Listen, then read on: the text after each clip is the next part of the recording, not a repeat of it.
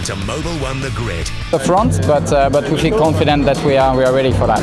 For Cadillac, returning after 20 years, there was a feeling of optimism despite reports of standing water on the other side of the circuit. It's wet on that side of the track and it's dry here. I don't know if you've seen, but the two chicanes are fully wet, so it's super exciting, and I think at the end of the day anything can happen, and I'm just ready to race.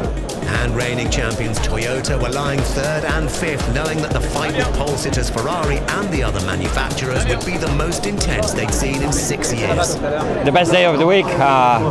We've been nearly 10 days, and it's the moment we are waiting for. We aim for the best, so we hope to do a good race. The Le Mans Centenary race is underway. LeBron James waves the trigger.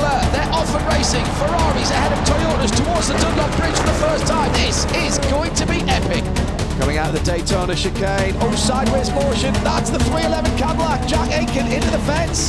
The car would take over an hour to repair, while up front Sebastian Buemi took the fight to Ferrari in his Toyota. Well, that didn't take long.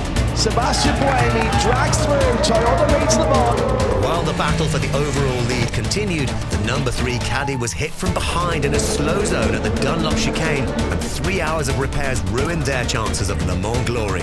But for the blue number 2, there was happier news as they briefly led the race when the lead Toyota and Ferrari pitted. We've now led our first ever laps at Le Mans as Cadillac Racing. We're right in that front group in the top 4 or 5 cars, so we're right in the mix. Hopefully we can have a fight and get back in the lead and achieve some of our dreams. Running better than many had expected and roaring away in midfield was the Garage 56 entry, and NASCAR taking on Le Mans for the first time since 1976. For Porsche, it hadn't been an easy start, but they were still in the hypercar fight as the evening drew in. We ran something over, I think, and took a puncture. So, yeah, I went from being quite good, kind of in a second, third position, to not being one lap down. But we have a new safety car thing this year, so I think at some point we will get a chance to get that lap back and get back in the fight for a podium.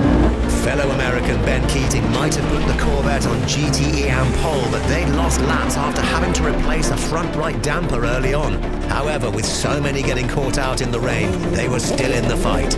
It was raining pretty hard. To be honest, I was grateful to get out of the car.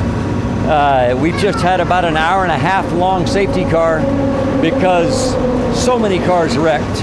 I was out there on slick tires and just tiptoeing around. We got about 19 hours left, so we'll see what we can do all night.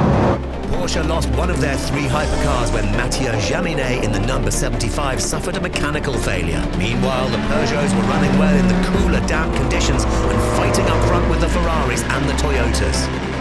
This race so far has thrown everything it had for 100 years into this one race. Incredibly difficult weather conditions. I was a driver. I'm very happy to be retired because today those guys really earned their money. This is motorsport to the absolute highest level in the most difficult circumstances. We'll be back at Le Mans shortly for the conclusion of the race of the century. We return to Le Mans now for the conclusion of the centenary race, which would see 22 non-finishers, including the number 7 Toyota. Rouge, yellow flags waving. There's a shunt in the background. 3 cars involved. As the JMW Ferraris run into the Toyota, I think. That's the 7. It's Kobayashi. That car's going no further. Toyota 7 out of Le Mans. Porsche also had a difficult night, going out of contention, while the leading Peugeot of Gustavo Menezes went into the barriers in the 12th hour of the race. The Daytona chicane has claimed another victim. It's the leading Peugeot. Menezes is off. Right front damage. Big right front damage. Disaster for the French squad. It was now looking like a straight battle between the number 51 Ferrari and the remaining Toyota for the overall win.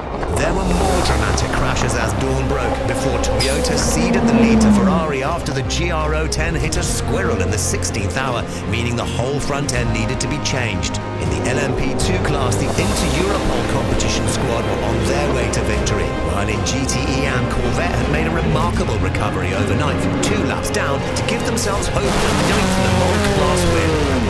Toyota was still in second overall as Brendan Hartley handed the car over to Ryo Hirakawa for the final push as they chased down the Ferrari.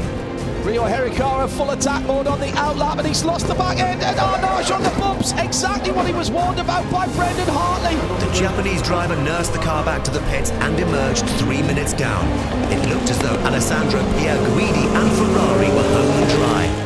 But at their very last pit stop, the Ferrari, with an ongoing issue, was routed to the pit box and would not start. It was a head-in-hands moment, but finally the car sparked back to life and got underway again. It wasn't enough time lost to save Toyota, and they'd have to settle for second. Earl Bamber brought the number 2 Cadillac home in third, and the news got even better for the Americans as the NASCAR survived to finish the race in 39th place, and Corvette awaited their finishing driver, Nicky Katzberg. Katzberg brings the GTE Corvette home for a win at Le Mans. Ben Keating and Nico Verron will share the top step with him. Great teammates, amazing strategy. I have no words. It's a dream. We just won the last race of GTE. We just won the centenary race for Le Mans, 25th anniversary for Corvette racing. It gets no better. No words. As the crowd saluted Ferrari's first overall victory since 1964 and 3 different manufacturers on the podium, Corvette Racing were in full celebration after their remarkable GTE AMP win. That's it for now, but you can follow us on Twitter, Instagram and YouTube at your home of Motorsport Online. Next time, how Corvette go racing across the globe and how Red Bull stay ahead of the F1 pack. We'll see you then on Mobile One The Grid.